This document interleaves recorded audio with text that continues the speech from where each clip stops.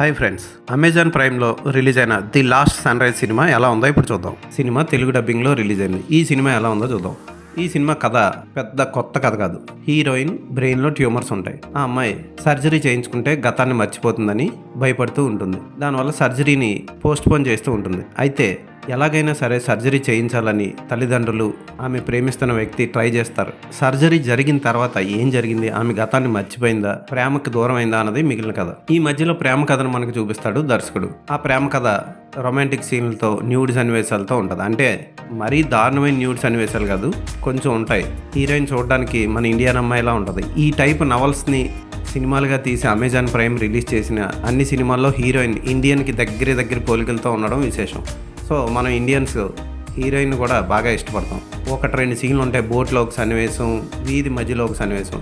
ఇలాంటి సీన్లు పిల్లలతో కలిసి చూడకూడదు. ఈ సినిమాని ఫోటోగ్రఫీ అదిరిపోతుంది. ఐలాండ్ కానీ, పార్టీ సన్నివేశాలు కానీ, కాస్ట్యూమ్స్ కానీ, ఫోటోగ్రఫీ కానీ, ఎడిటింగ్ కానీ అదిరిపోతాయి. ఎక్కడ బోర్ కొడదు, చక్క సాగిపోతుంది. క్లైమాక్స్ని ముగించిన విధానం, ఫస్ట్ సీన్తో క్లైమాక్స్కి పెట్టిన లింక్ కూడా బాగుంటుంది. తెలుగు డబ్బింగ్ బాగా చేశారు. హీరో హీరోయిన్లు ఇద్దరు సినిమాకి ప్లస్. ఇద్దరు చాలా చూడడానికి అందంగా ఉన్నారు. కరెక్ట్ పర్ఫెక్ట్ ఏజ్లో ఉన్నారు. హీరోయిన్ తల్లి, ఆమె బాయ్ ఫ్రెండ్ వాళ్ళు కూడా బాగానే యాక్ట్ చేశారు. ఈ సినిమాని ఖచ్చితంగా ఒకసారి చూడొచ్చు.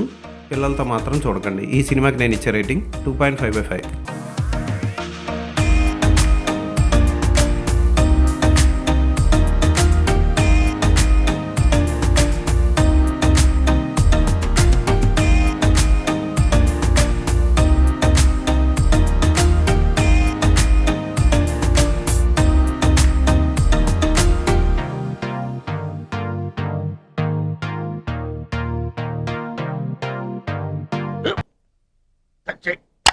మన స్కూల్ బెంచ్ లాగా ఎంత గట్టిగా ఉందోరా.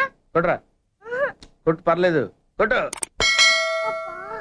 అబ్బా చైన్ పెట్టేసింది బాబాయ్.